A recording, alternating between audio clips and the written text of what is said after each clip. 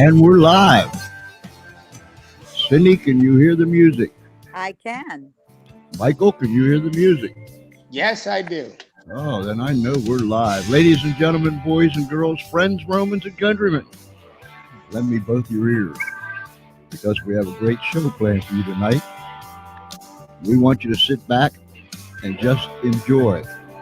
You're going to hear some very interesting things tonight.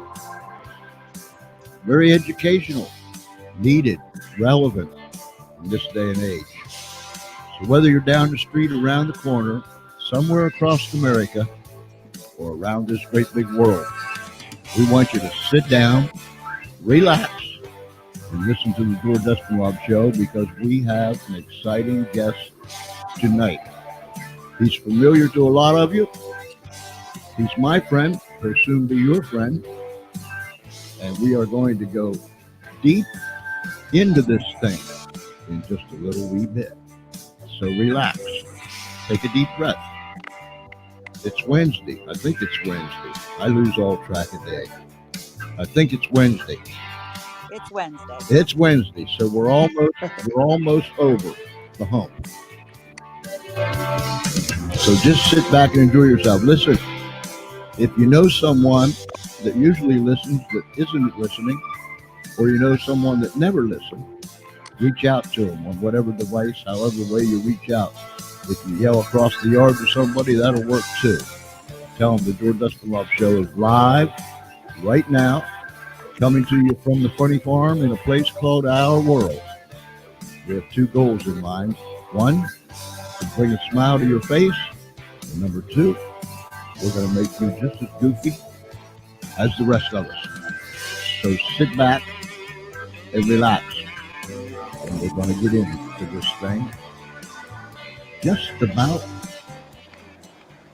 soon as we crank this thing down, just about now. Let me move these buttons around and push this over here and all that good stuff. And there they are. There they are. Hi, Mike. Hi, Cindy. Hi, how are you? I'm Hey, fine. George. You guys are looking bright-eyed and bushy-tailed on this Wednesday night. Thank you. Thank you very much. So are you.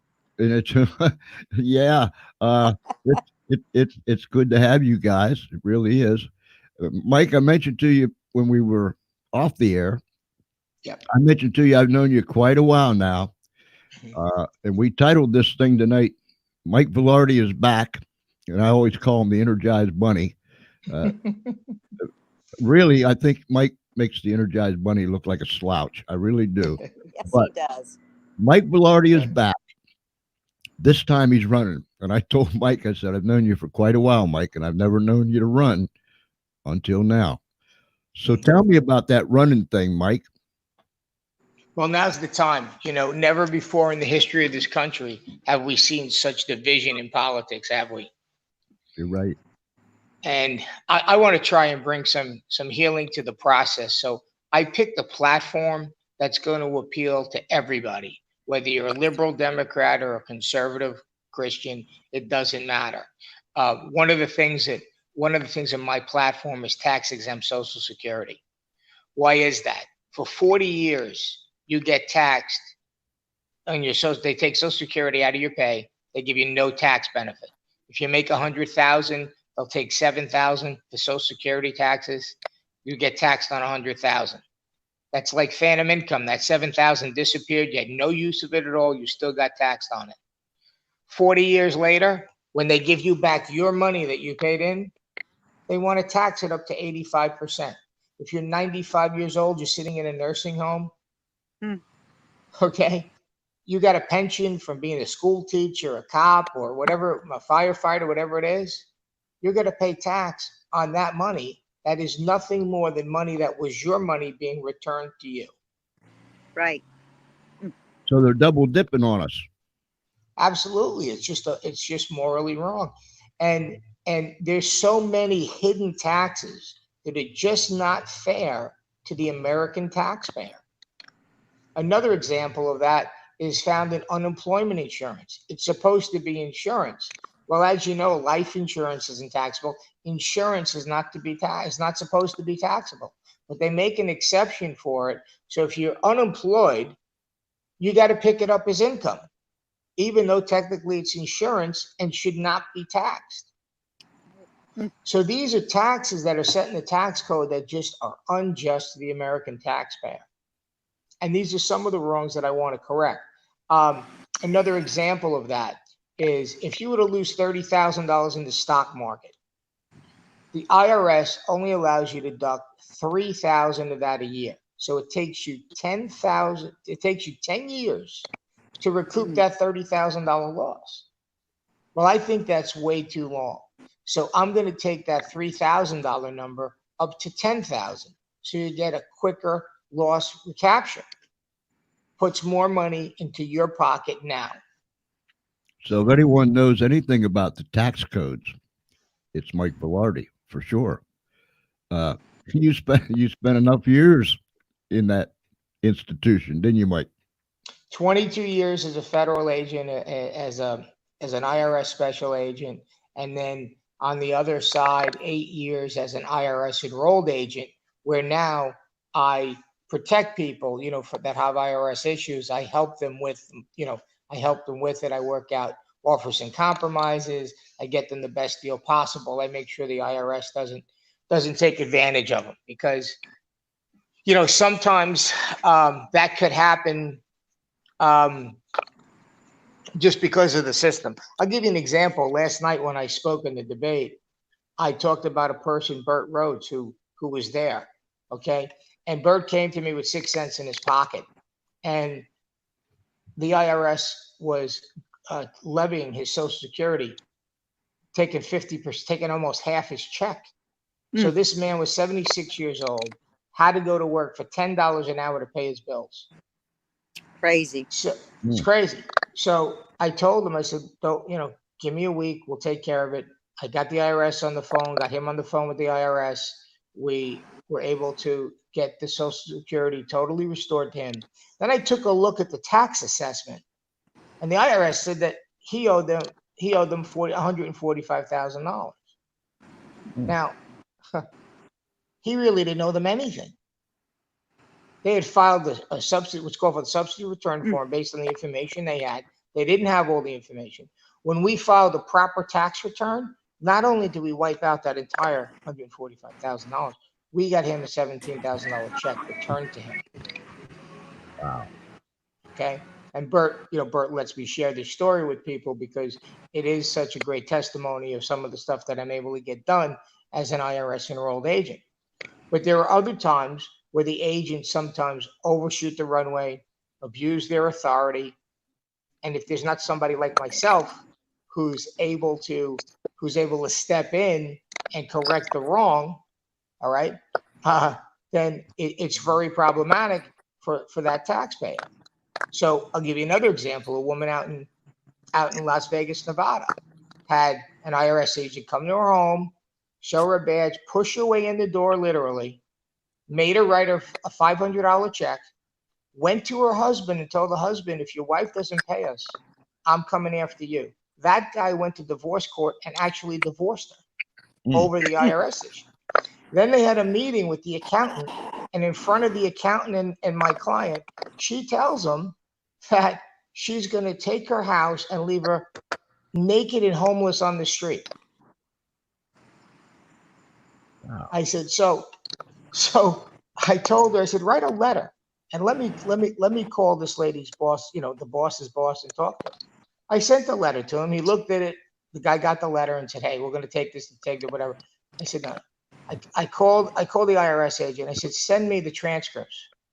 I take a look at the transcripts, and everything that she said that was owed was all from gambling winnings. I called the lady up. I said, listen, my client doesn't owe you a dime. She lost more than she ever made. And we closed out the case. She didn't have to pay anything. But the point is, if there wasn't somebody like myself who was standing up for that taxpayer, she would have been in a lot of trouble. Wow. So go ahead, Mike. Go ahead. So now I want to do what I do for taxpayers, helping people with IRS issues for constituents in Florida. because I see there's too many wrongs. There's too many abuses of government power. We're spending way too much money. There's too much pork. People go into politics for political gain instead of for doing the right thing. And that's Right. to help the constituents. And that's what I want to do, is help the constituents. Well, we want to welcome Maria. Hi, Maria. Hi. Hi. Who we have? Wearing my Vilardi for Congress gear. I see that.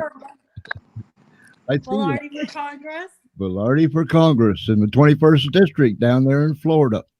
We've Yeah. got Palm That's Beach right. County. we've got some Floridians that is on I want to say on the air. Listen to us, and now they're watching. Cindy, tell me something. Yes. Did you Yes. have any influence at all to get Mike to run? Actually, Mike was running, and I had shared with somebody because he came highly recommended by a woman named Florence, who actually had him do some tax things for him. And she told me, Cindy, if this gentleman runs, he's a man of integrity. He is a true blue, because I was working on a campaign with somebody who was not, and I had to quit early on, and I was a little bit apprehensive. But I said, Florence, I trust your judgment because I know you, and she's with Women for Trump. That I said, if Michael Vilardi runs, I will work on his campaign. I did let him know a couple of times. So he actually came to me. And I do know that he is a man of integrity. And that's what I would like people to really understand. And because of my situation earlier, Mike was generous enough to take me to his home and show me all of his accolades, call people so that I would hear again from their voices that he is true blue. He's a man of his word. He's a fighter. He will get the job done. And he is one that really cares. That was really what took me by surprise, is that he truly cares about people. He will go to bat. He takes in strangers. I'm going to say that, Mike, because you have the biggest heart in the whole wide world. But he is one that I personally, as a woman of integrity, and I'm also a minister, would stand behind and is standing behind, because this man is true blue. And we need honest people representing us, the American people. We're tired of rhinos. We're tired of deception. We're tired of lies. We're tired of hidden agendas for people who want to get into office because they have a different plan. I know that Mike's not a politician. He's a hardworking man. He has the accolades. He's got the awards. He's true blue. And that's why Americans here in Palm Beach County, you need to vote for someone who's skilled, who knows what's ahead of him, who has been applied in the work. As if he was hired for a job as for the Congress, as he sets out his resume, everything on his resume validates him. He's the only candidate running in District 21 that is qualified to do the job, with his accolades, with his resume, with the work that he has done. And I'm going to encourage each and every person listening, you really need to, and you can go to his website, which is Vilardi2020.com, and you can speak to him personally, because this is a man you want to back. This is the man that's going to get it done. This is the man that's going to work with President Trump's agenda, and he's going to share more of his agenda and what's on the horizon, and why it's imperative. I mean, it's imperative that you vote for Mike Vilardi for District 21. I can't wait till she gets excited about this. Hold me back. Let me tell you how I really feel. Maria, how do you fit into this picture?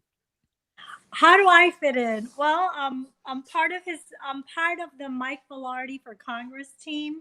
And I would not necessarily join any team. And as Cindy spoke, I too am a woman of righteousness. I too am actually a woman of God. And I wouldn't necessarily put even the T-shirt of another candidate on unless I actually saw it for myself.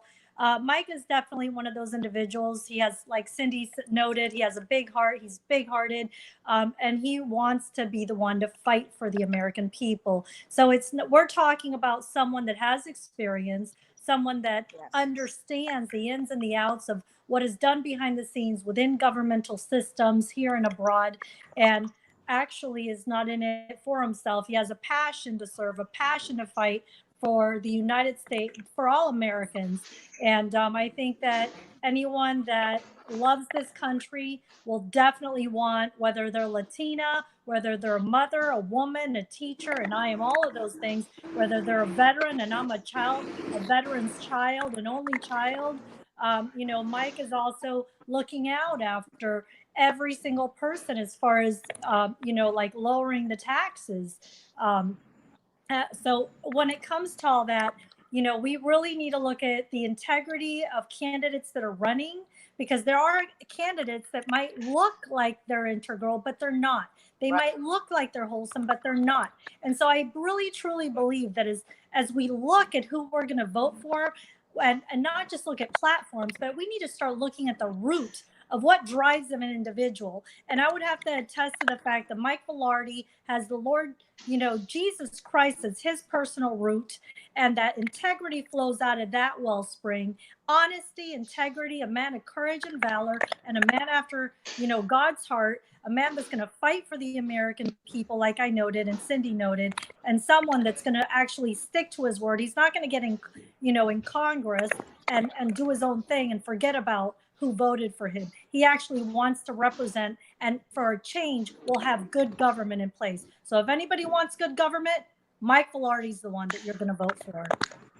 Maria, Yes, he is. And I'm going to have to sign off now. I'm sorry, but Mike Vilardi, 2020, baby. Thank you, Cindy. all right, Cindy. Yeah. Hey, Maria, you need to get just a little bit more excited. Was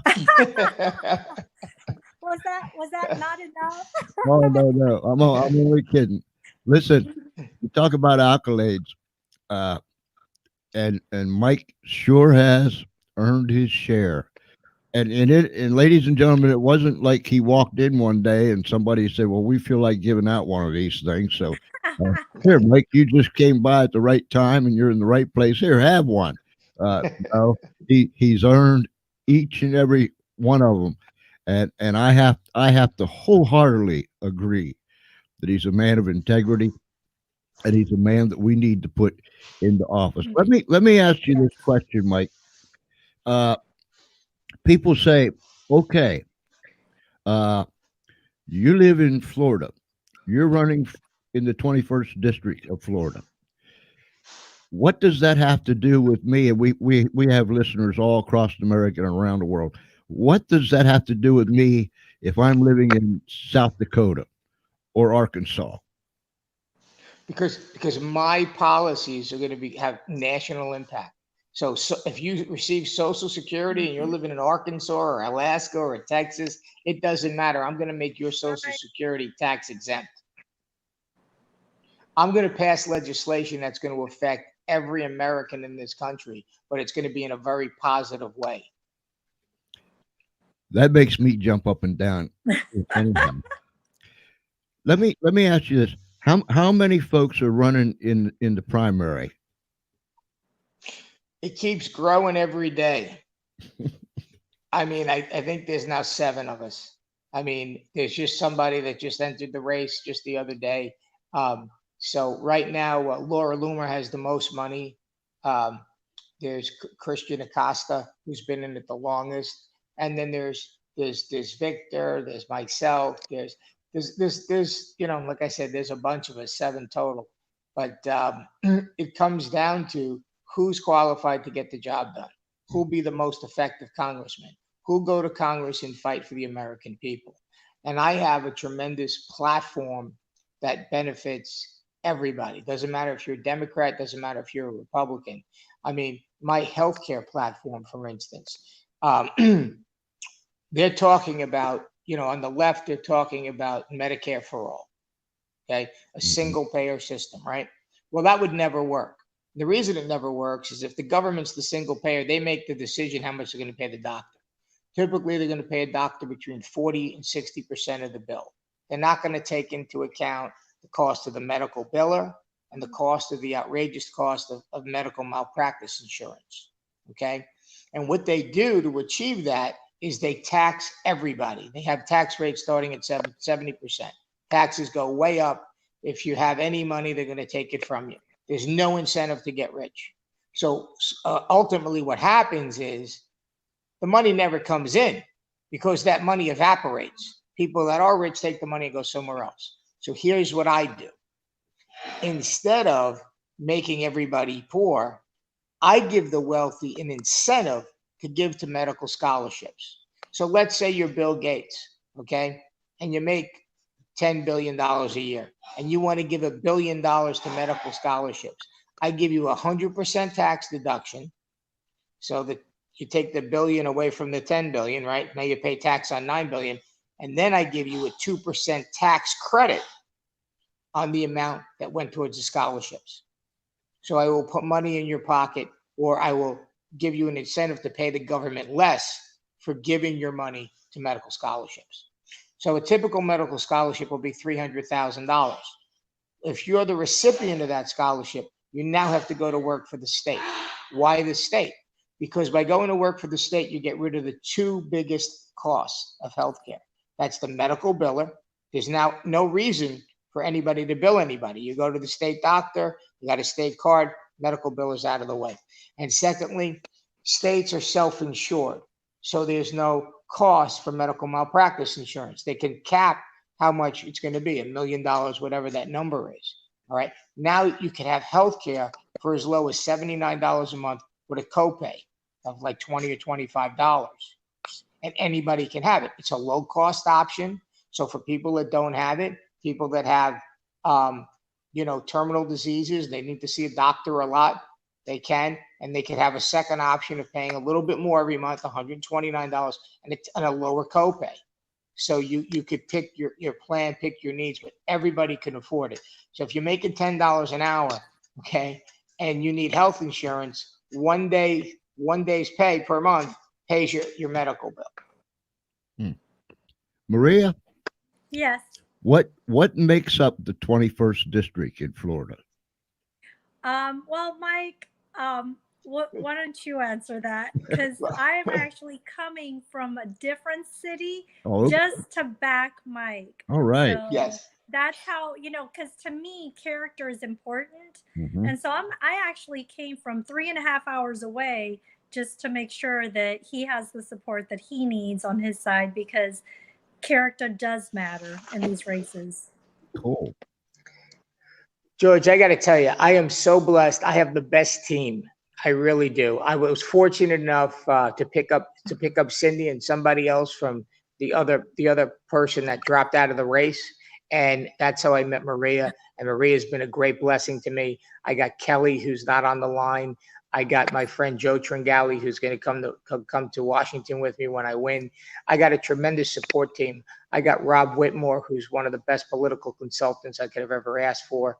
I got Ed Lynch, who's a tremendous asset. I have people, Stan Smith, and another guy who's just been a great help to me. I have just an awesome group of people that are behind me, helping me. And our district runs from Wellington, as far north as Wellington, as far south is the beginning of Boca. And there's about 700,000 people in that district, a lot of people. And we're gonna start aggressively going out there, knocking on doors, meeting the people. And every time I sit down and I talk to a person, it doesn't matter if they're a conservative or a liberal, they all have to agree with my ideas on healthcare, Social Security, term limits even. That's another issue that I'm running strong on. It's just not right that somebody goes to Congress and spends 40 years there. You're right. In some cases, they stay until they actually die. I mean, it's ridiculous. That's not how our founding fathers meant for it to be. You go, you serve your time, you go back home. So I signed on to term limits that would limit a congressperson to 3 terms and a senator to 2, as well as a president that's already signed into law. After FDR ran 4 times, they made sure they capped the president at 2 terms, because we're not supposed to have a dictator. We're not supposed to have a ruling class government. That is not how we were set up. You mentioned that you had a debate last night. Am Yes. I correct? Mm-hmm.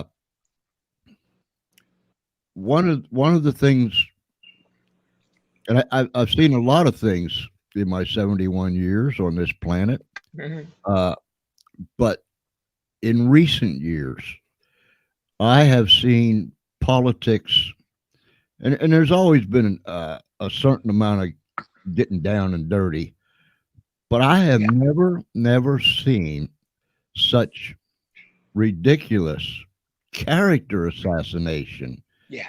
ugliness, uh, and you can go on and on and on, describing how it really is. When you have your debates in this preliminary, are they civil? Yes. Well, that's good to know. That's good Yes. to know. No, they are. Matter of fact, I like every one of the candidates. I mean, I do. I like every one of them. They're all great people in their own right. I mean, even though we're competitive, running for the same spot, I believe in taking the high road. I'm going to run on my accomplishments, what I can do. I don't need to tear somebody else's house down. Right. Now, Right. if they come after me and they look to go low on me, I'll counterattack. But I'm not going to go out there and try. There's no reason for me to, because I have the credentials. I have the life experience. I mean, Laura, who's a really nice girl, but she's 26 years old. So, she just doesn't have the experience. Right. I mean, she's been out there on social media. She's done other things, but she doesn't have life experience. She's only 26. Right. Running for Congress. So, I was a federal agent before she was even born. Mm-hmm. I mean, I was a 9/11, as you know, George, I was a 9/11 responder. I was looking for body parts after 9/11. I was on the Joint Terrorism Task Force. I was on the El Dorado Drug Task Force. I was in the group that stopped the Russians from stealing the gas tax up in New York. They were taking $6 million a month until we took them out. All right. I mean, I've done so many things. I worked for the Ford Motor Company. I was an executive there for 3 years. I got a master's degree. I got an MBA from the University of Massachusetts. I got a BBA. I graduated with honors in accounting. So I have the life experience. I've been around. I've been in my own business for the last 8 years. Before that, I worked for a law firm, and I developed their tax resolution business within the law firm before I went out on my own. So you need that kind of knowledge. And I wrote 3 books. Mm-hmm. Or rewrote 1 book 3 times, I guess is a better way to put it. Okay. 3rd time's a charm, because this book came out really, really good. As a matter of fact, I'm so proud of it because I hired the right editor. The guy did an amazing job. I mean, every time I read it, I'm impressed, but that's the point. The point is, I've been around, I've gotten things done, and now I just feel led to jump into this race. And even though I am a tremendous underdog, because the amount of money you need to raise is astronomical. Lois Frankel already has over $1 million put away. So she's just waiting for someone to come out of the primary. Although I heard recently she might get primaried herself. And Laura Loomer, has $250,000.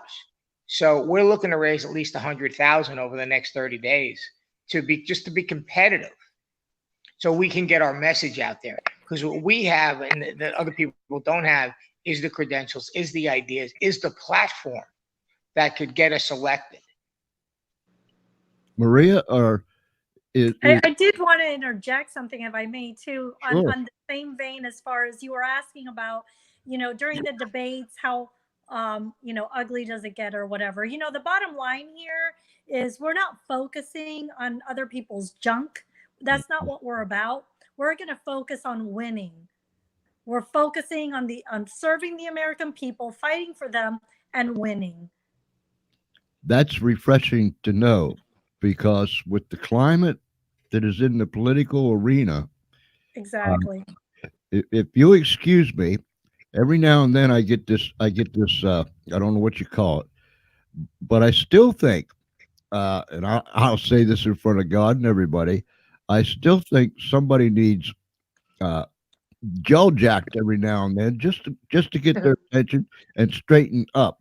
And if there is any bunch of people that need straightened up, it's these people in Congress, and I'm talking Republicans, and I'm talking Democrats. Yes. I mean, yes. Some people. You're absolutely right. Some people, Grandma used to say, "I'll knock you into a corner, young man."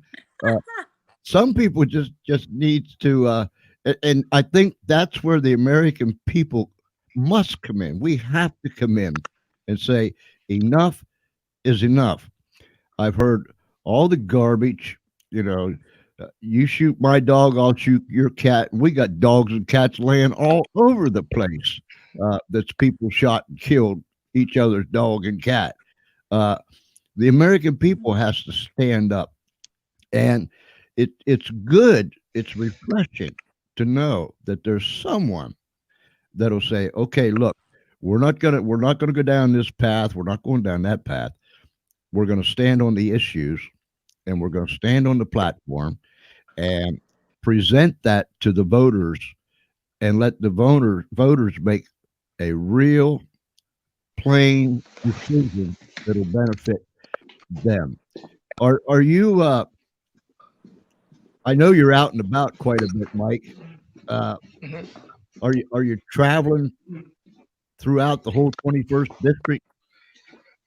Yeah, as a matter of fact, I was just traveling to I was just traveling up to Tampa and Alabama to try and fundraise a little bit. And tomorrow we're going out. Cindy and I are we're gonna meet the homeless. We're gonna try and help the homeless people. See what we can do to help them. And I'm gonna make an effort to get into every. We got maps. We're gonna kind of divide it up and spend the next year going into each different area and meeting with the voters and talking with them and seeing, what their needs are and what we can do and what they want in a congressperson. But in order to be effective, I believe, because it's only a 2-year term, you have to, hone in on what's important and what you're going to focus on. So my first term in Congress, I'm focusing on getting Social Security to be tax exempt, getting a healthcare bill passed that's going to make healthcare affordable for all Americans, getting term limits done, making unemployment insurance non-taxable because it is insurance, upping that loss recapture from 3,000 to 10. And the other thing, I want to get people to understand is when this country was founded, George, our founding fathers wanted us to remember God. And that's been forgotten. And I just want to read to you the first 2 sentences of a proclamation that was given on the congressional floor on the 3rd day of October in 1789. Now, there's not too many people that remember this speech because it's been a long time ago. But here's what George Washington said in front of the Congress. Whereas it is the duty of all nations to acknowledge the providence of Almighty God, to obey his will, to be grateful for his benefits, and humbly to implore his protection and favor. And whereas both houses of Congress have by their joint committees requested me to recommend to the people of the United States a day of public thanksgiving and prayer to be observed by acknowledging with grateful hearts the many favors of Almighty God, especially by affording them an opportunity peaceably to establish a form of government for their safety and happiness. And that's how Thanksgiving came to be. That we wouldn't forget God and his favors, and that it's the duty of all nations to acknowledge him and to obey his will. And we've just gotten so far from that. We've forgotten about who God is, and the foundations in this country, they've just been destroyed.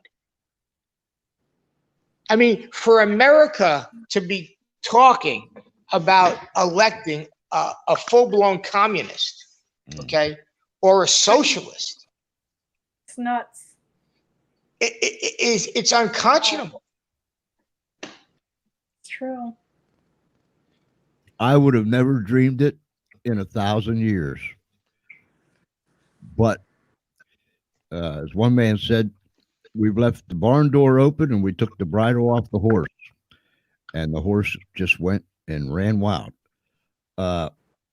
It's startling, and it was something that didn't happen overnight. This is just Right. Crept in little by little by little by little by little by little. You know, it's like throwing the frog in the water and then Boiling frog. and heating it up a little bit at a time until all of a sudden, wow, here we are. It's startling. It's mind-boggling. And yes, when we knocked the Yeah. pillar out that said, okay, God can't be in our monuments, God can't be in the courthouse, God can't be in the school, God can't be here. Just get out, God.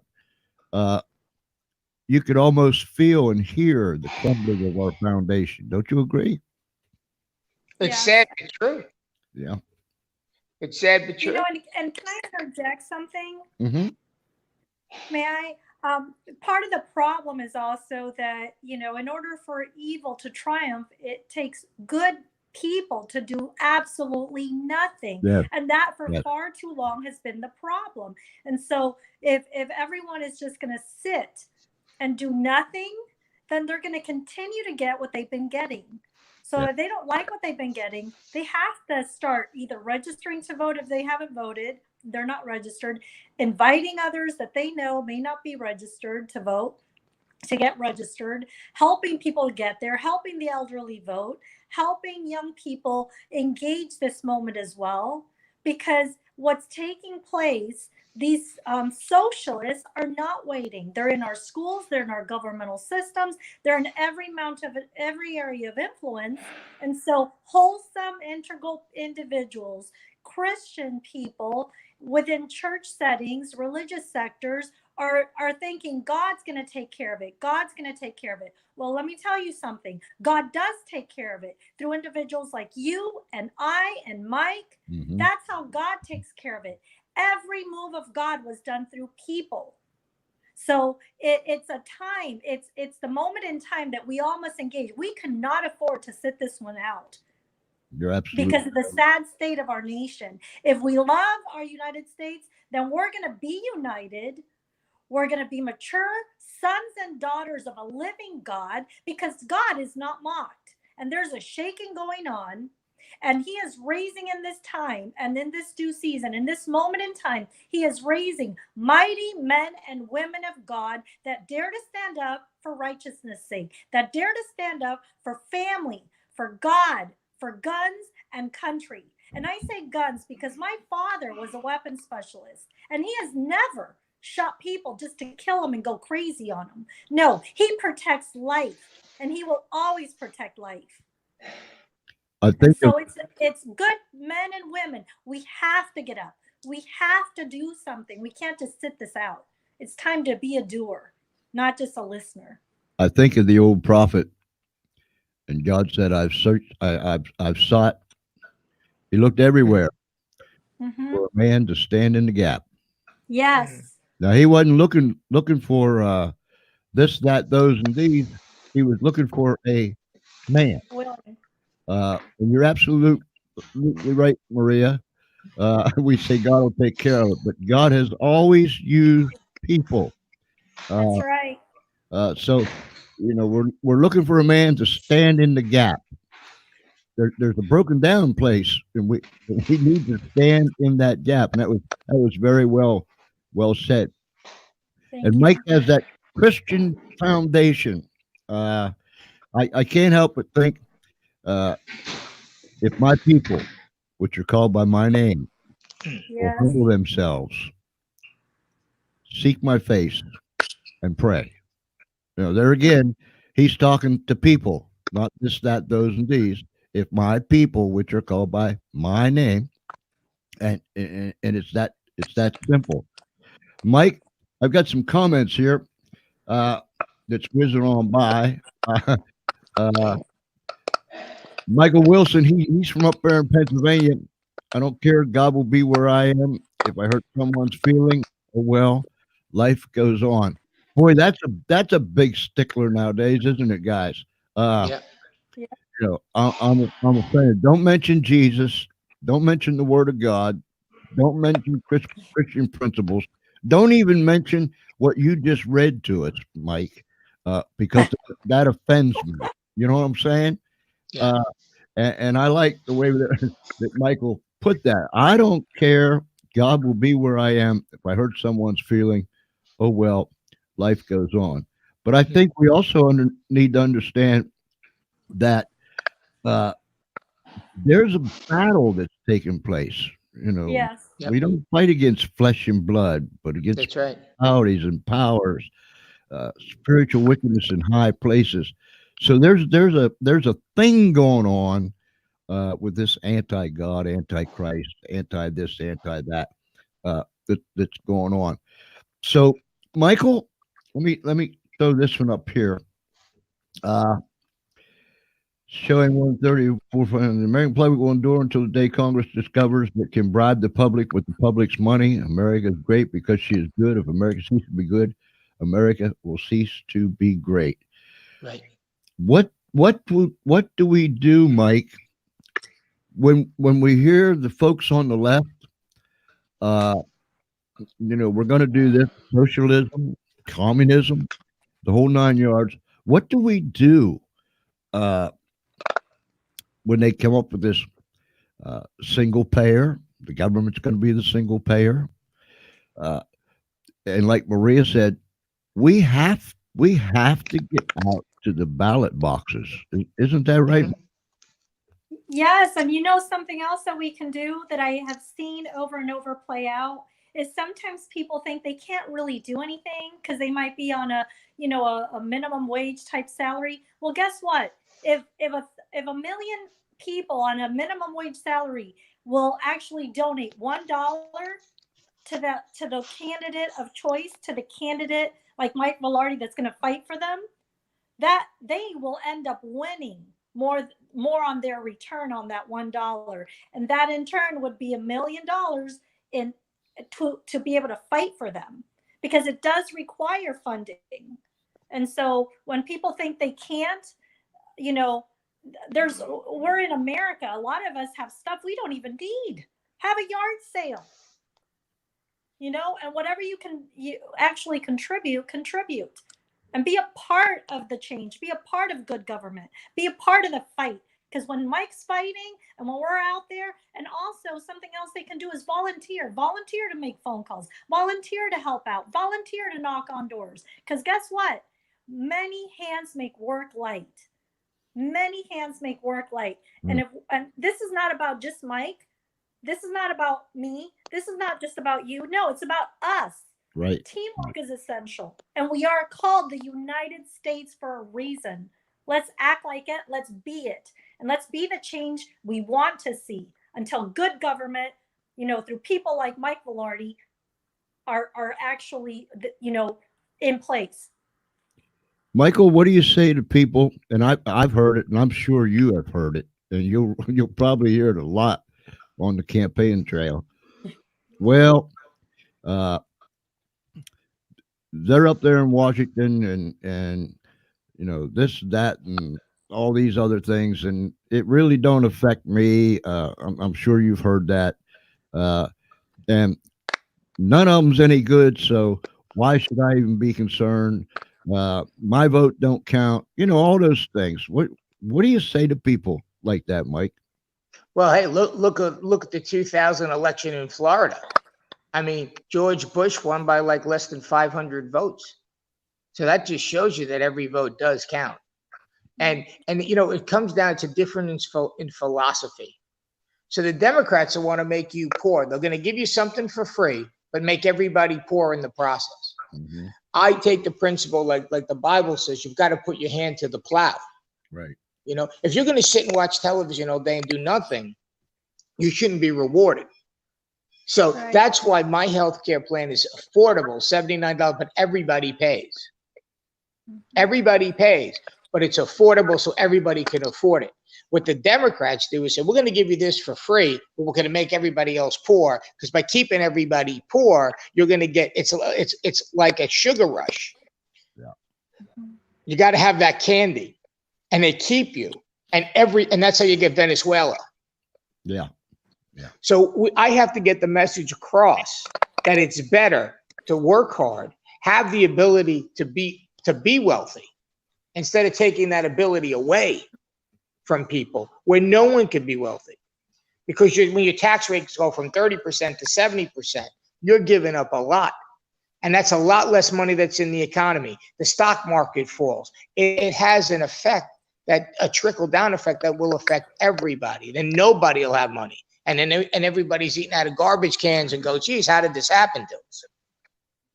I told you. That's right. And, the other thing is to keep in mind is, the socialists will promise the people everything. They're out there to tickle their ears. Free this, free that, free ice cream. They were even offering free ice cream at one of the debates. And, let me tell you what happens when all the freebies are gone. People in Venezuela right now, all the free stuff is gone. They don't even have toilet paper. I was sending them toothpaste, toilet papers, just essential toiletries, shampoo, conditioner, deodorant. I mean, you guys, anybody that thinks all that free stuff doesn't have a price, better think twice. Because once the free stuff is gone, they're going to be wishing they had toilet paper, like the people in Venezuela, because that's how it starts. I read an article about a professor, an economics professor. One of his students said, "Why socialism seems like a great idea." The professor said, "Would you like to try it?" They said, "Sure." The whole class agreed. He said, "Here's what we're going to do. The first test, the next test we have, whatever the average is, that's what everybody gets. So as a result, the test grades come back, the average is an 85. The people that got a 98 are complaining. My God, I got a 98. Why should I get an 85? The people that got a 50 was great. I got an 85. I don't have to do anything. Guess what happened on the second test? The scores dropped to 68. Then everybody's fighting and bickering. How come you didn't study? How come you didn't study? I thought you were going to do. Last time you got a 98. The third test, everybody failed. Once you take away the ability and the incentive to work and be rewarded for your work and your labor, instead what they do is they reward your laziness. Mm-hmm. They encourage you to be poor and have nothing. Mm-hmm. We'll take care of you. And so you get no production. And without production, it's only a matter of time before the entire economy goes into crap. Exactly. How much difference is between you and the other Republican candidates for the primary? Well, I'm the only one that has a platform, a pillar of tax-free Social Security. Because tax-free Social Security, the difference between that and giving something away for free is it's your money. Right. In other words, the government came and took your money from you for 40 years. Yep. Now, when they give it back to you, they want to tax you on it. Well, that's wrong. So that's your money being returned to you. That's a wrong that has to be righted. So I kind of pulled the page from the Democratic playbook, but it's just to set it right. You should not be taxed twice, and that's what's happening to these people. You're 95 years old, and what are the Democrats doing? They're taxing the 95-year-old people in the nursing homes. That's right. Yeah, you're right. You're right. Okay, on their money that's being returned to them, it's just wrong. And I'm going to hammer on a lot of points. I'm going to hammer on the school shootings. The school shootings we had in Florida shouldn't have happened. If I was in office, they wouldn't have happened. Do you want to know why? Because here's what I would have done. I would have done 3 things that would have stopped it. The first thing I would have done was I would have got rid of the gun-free zones. Right. Here's what a gun-free zone means.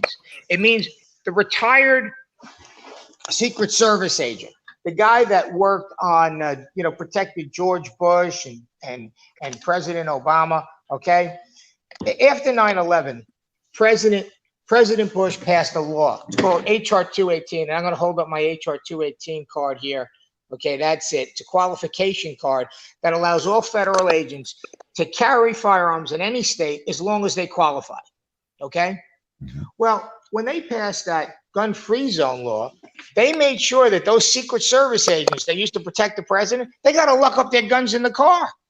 Does that make any sense? No. So they can't protect the kids in school.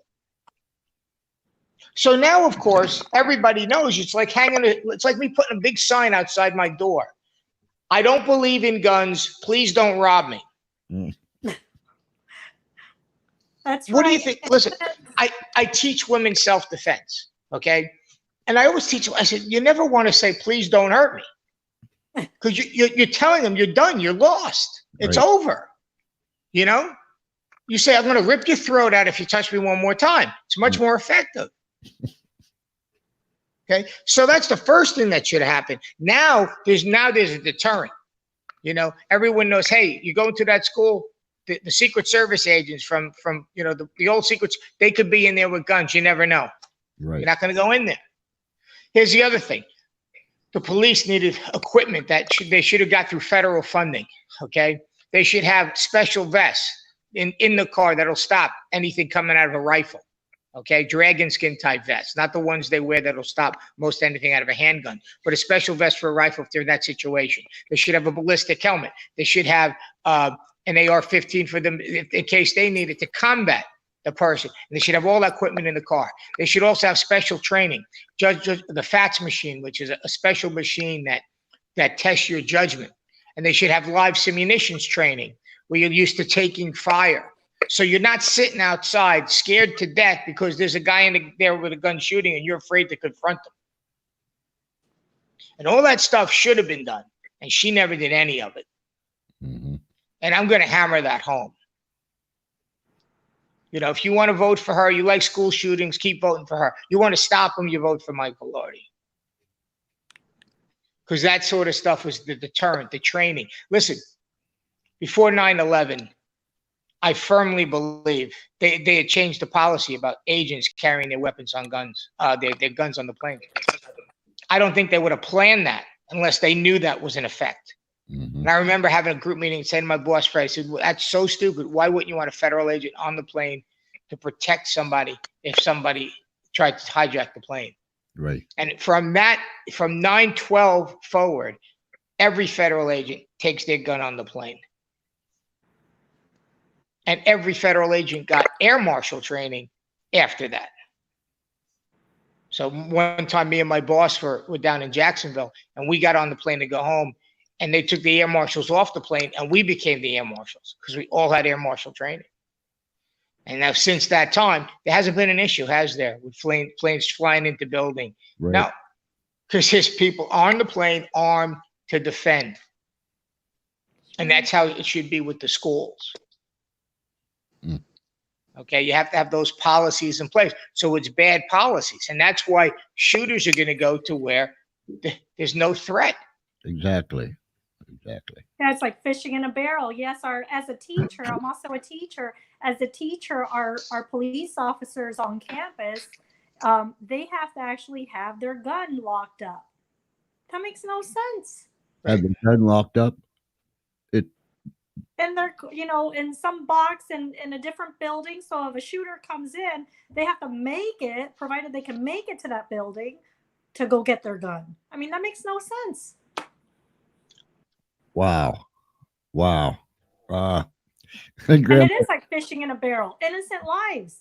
Grandma, Be protected. Grandma used to say that's crazier than a bed bug. But Yes, it is I mean, crazier than a bed bug. Your grandma's right. That's wisdom. that is the truest sense, or the truest definition of insanity that I've ever heard of. Mike, as you look across America, not just in the 21st district or the state of Florida, but across America, and you look at the political landscape, what do you see for the election that's coming next November? Well, here's what I see. The economy is about the best it's been. The stock market is the highest it's been. We're in 2019, and gas here in Florida is $2.37. That is very cheap. Mm-hmm. Okay. Unemployment is the lowest it's been. So we have a tremendous economy where, you know, jobs are there. So I can't see how President Trump could lose to any of the candidates on the other side who are touting socialism or communism or talking about 70% tax rates. They're not talking about what they're going to do for the American people. What are you going to do to put money in somebody's pocket? I want to make your life better as a politician. I want to put money in your pocket. I want to lower your taxes. I want to give you opportunities.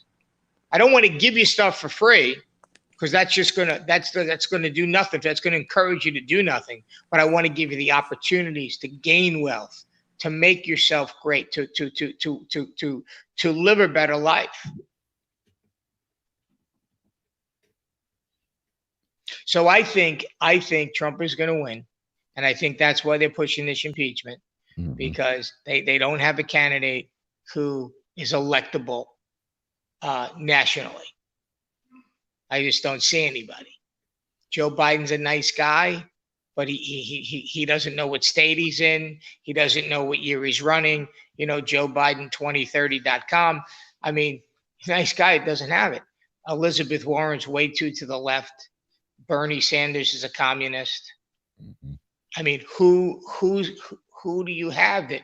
And the people that might possibly win, like an Amy Klobuchar who has more centrist type ideas, they're not getting any traction in the primary. Right. So, and I think if this impeachment goes to the Senate, and the Senate then starts going into the evidence, they have subpoena power, what's going to happen is Trump is going to become more popular.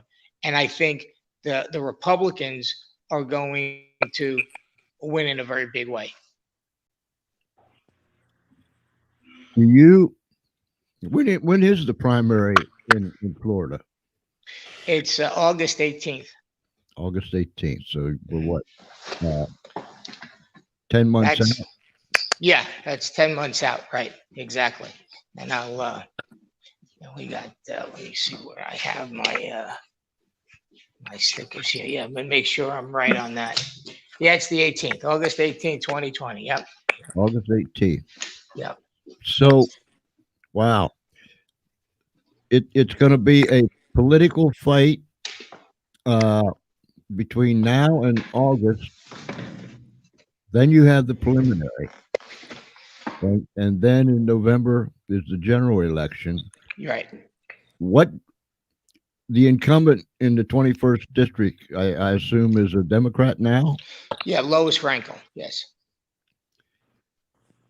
What's the chances of a Republican beating the incumbent? Well, they're not great. I mean, you know, it's a D9 district. I personally think I can flip it if I'm the candidate, because I have the platform that will get Democrats to vote Republican. I think all the elderly people would want their Social Security to be tax exempt. I think the young people would want to be able to get health care for $79 a month. I think everybody would agree on term limits. So I have a platform that will appeal to both Democrats and Republicans, and I don't think anybody else has that platform like mine. And I would encourage people that's listening, people that's watching, let's get off of this. And I'm registered as a Republican, but let's get off of these titles: Republican, Democrat, this, that, Yes. those, and these, and let's all be Americans. And you don't have to be a rocket scientist just to sit down for a few seconds and realize, oh, wait a minute, I have to rationally think this thing through. What's good for the country? What is going to make the country, or make America great again? And people get all twisted and bent out of shape and they're offended. Why wouldn't we want to make America great again? Right? They live here. Yeah. So people just need to put the title, the party lines over here and say, look, before I'm anything else, I'm an American. What's going to benefit this country, my life, my family, this country as a whole? So I'll listen to what this man says over here, and I'll get behind this man. I believe in this man. And I think if we do those simple little things, we can turn this country around. I don't think we're totally lost yet. But Maria, you said it earlier. We can't set this one out.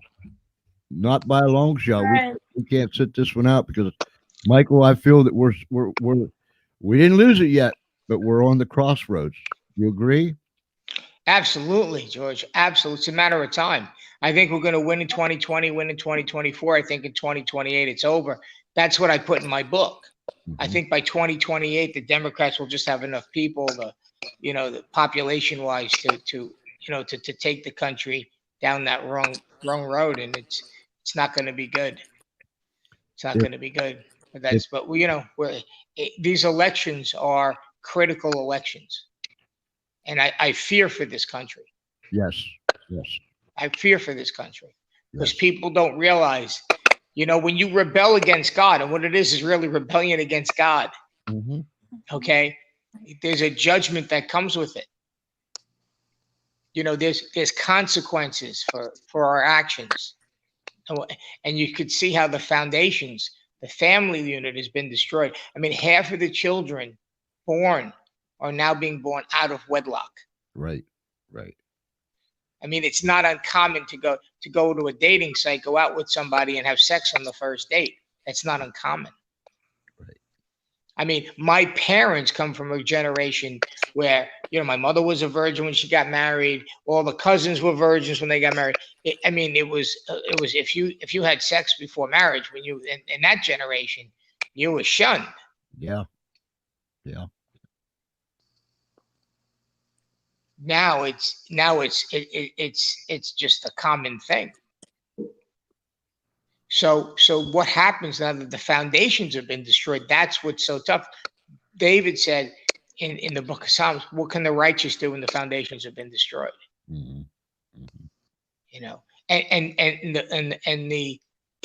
And the Constitution was made for a godly people. Mhm. And that was one of the presumptions, is that we obey the will of God. Right. You can give a gun to a godly man. You can't give a gun to an ungodly one because you don't know what he'll do with it.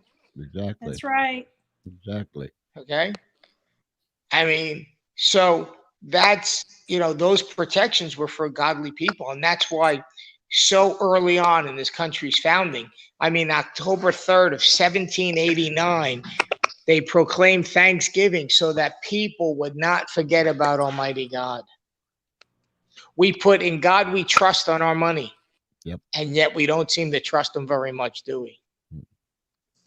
That's true. Maria, you look like you want to say something.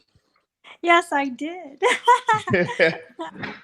As we're talking about the things of God, we have to remember, because sometimes God seems to get the bad rap for everything that goes on.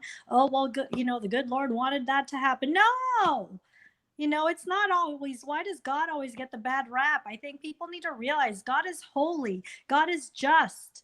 And he does give free will. And so when people are just doing whatever the heck they want and walking away from the divine order of things, then obviously they're seeing the consequences in society. And so basically God is not going to lower his standards. It is us. We have to decide, each and every one of us as individuals, we have to decide, have that contrite heart before God. God, forgive us. Forgive me. Let's start there. Forgive me for sinning against you. And then from there, forgive my family for sinning against you. Forgive my region, my state, my city, my nation for sinning against you, oh God. And I choose to just turn everything over to you. Wash me, make me whole in front of you. And with a repentant heart, he says, if my people humble themselves, okay, and when we have that contrite heart, that doesn't mean that we could have lived like that, we had to live a perfect life, because it says in the word that we have all fallen short of the glory of God. So when we have that contrite heart, when we're sincere, because see, God will not be mocked. He knows what's in our heart, whether we mean it or not. We can lie to everybody else on the planet till we're blue in the face, and we might get away with stuff or think we get away with stuff, but who's always watching? God sees it all, God hears it all, and God knows it all. And when his people, which is us, each and every one of us that decide to turn away from sin and turn to him, and he's not some mean, hateful God that's out to send you and throw you in hell. No, there's a consequence, but he actually is a loving God. He wants what's best for each and every one of us. But see, he wants us to turn to him, to turn away from sin. And in that doing, okay, that means we have to raise our standards. Do we choose to be vessels of righteousness? Do we choose to be speakers of truth, even if we stand alone? Do we choose to uphold all things good according to what God says in his word. It's not what Maria says. It's not what anybody else says. No, what does God say in his word? And when we choose that, that means we're deciding to elevate the standard. We raise the standard in our life. We decide, you know what? I'm not just going to listen to God's word, where you go to church and nothing changes in life and you go out sinning till next Sunday or next month or next year, whenever you decide to, to fellowship with God, whether it's reading your word, whether it's praying, or whether going to, a building to worship with others. So that's something to think about, because, oftentimes we think that we're in control of life, and we all need to have the fear of a living God. That means to know that we know that, hey, you know what? God is watching each and every one of us, even right now.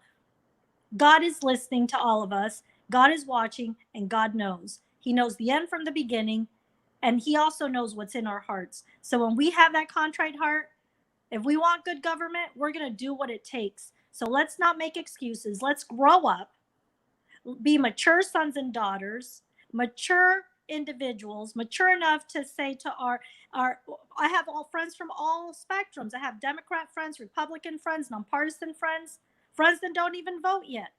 Some are Amish, some are Mennonite that would be excommunicated. Some are starting to vote and registered, and they're kind of, on the fence line, like, do we tell everybody else? We might get excommunicated, because they're seeing we're not okay with what's been happening. Pornography, not okay. They're starting to become those pillars in society, those pillars of righteousness. That belongs to us. That's not God's fault. It's man's fault. Each and every one of us that looks the other way. And because when we do nothing to rectify situations that we come across, that means that if we're doing nothing, that means we're in agreement. If we say nothing, we're in agreement. That's I'm not in exactly agreement right. with all that's wrong. Mike, if somebody Yes. wants to donate to your campaign, how and where do they go and do it? Vilardi2020.com. I also have I'm going to give you a Vilardi 2020 is that's going to be set up on the portal soon, but they could also send checks to Vilardi for Congress at 4781 North Congress Avenue, number 105, and that's in Boynton Beach, Florida, 33426. And let's see if I can hold this up where you can see it. I don't know if I can, but Put it closer to the screen. yeah, let me put it closer to the screen. Oh, maybe like There we right go, there. right like that. There Yeah. we go. Yeah. Vilardi for Congress, Turn. 4781 North Congress Avenue, number 105, Boynton Beach, Florida, 33426. Yep. Got it. Yep. We appreciate anything that comes in. We got to raise 100,000 over the next 30, 60 days to become, to be viable. We can't, Laura Loomer already has 250,000. Lois has $1 million in the bank. And, just believe in God that money's going to come in to keep us in the race. Well, ladies and gentlemen, boys and girls, friends, Romans, and countrymen, tonight, let's see, we talked politics. We had church. Right. We covered a lot of ground, didn't we, Michael?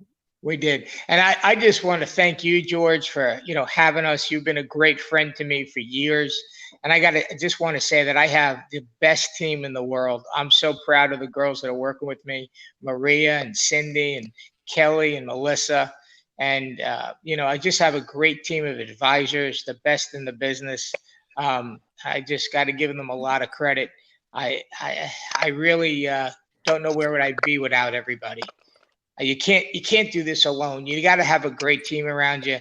And I just feel so blessed to have the best team around me to help me, to encourage me, and to guide me in the way that I should go.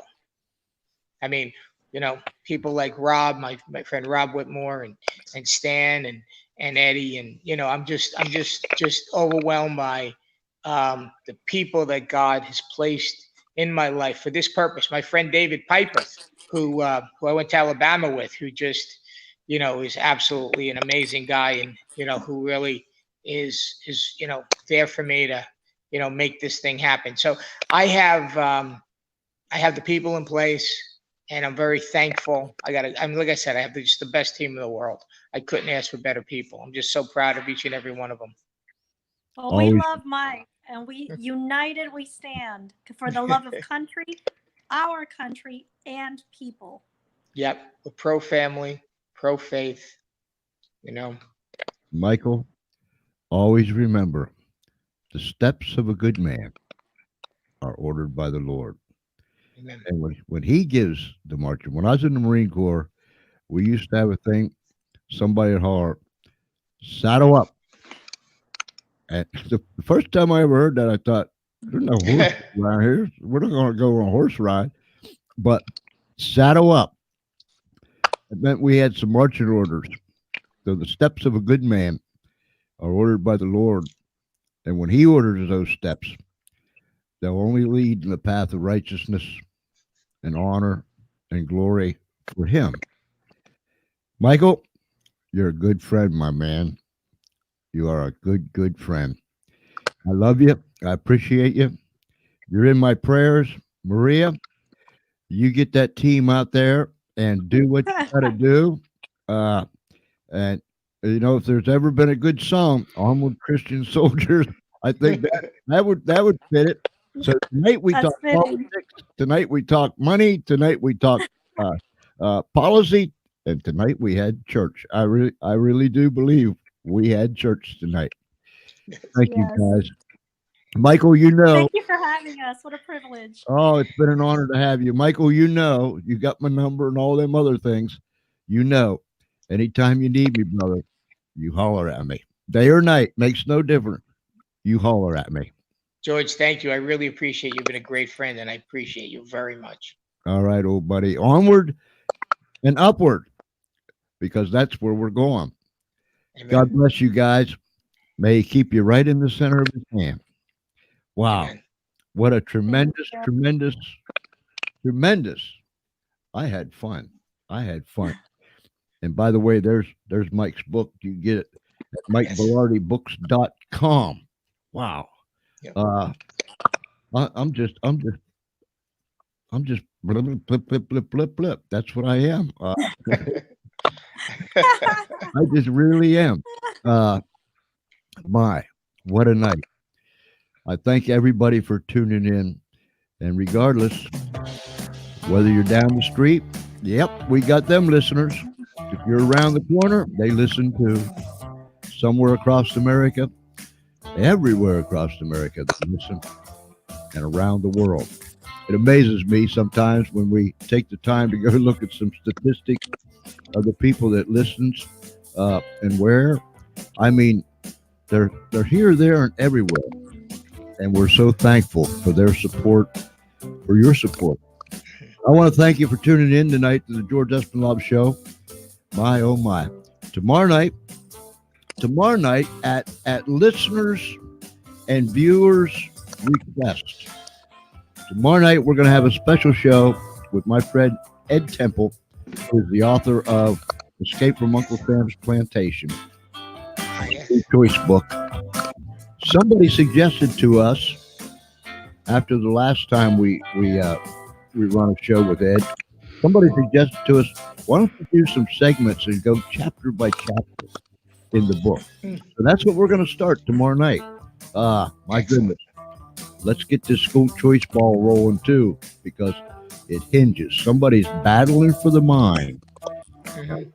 Somebody's going to get the mind, be it good or be it evil. We have a grave responsibility, ladies and gentlemen, grave responsibility. Train up the child in the way he should go. When he's old, he won't depart from it. Just remember that. So, wherever you're at, I hope you have a very fine night. If it's nighttime, if it's already daytime, you have a great day.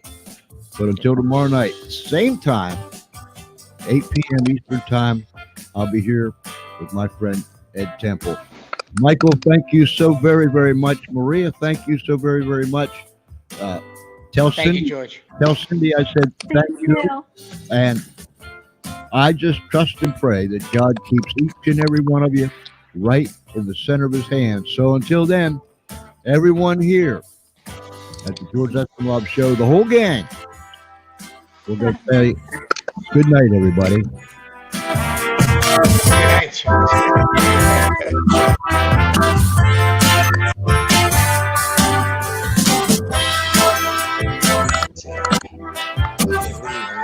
I was live.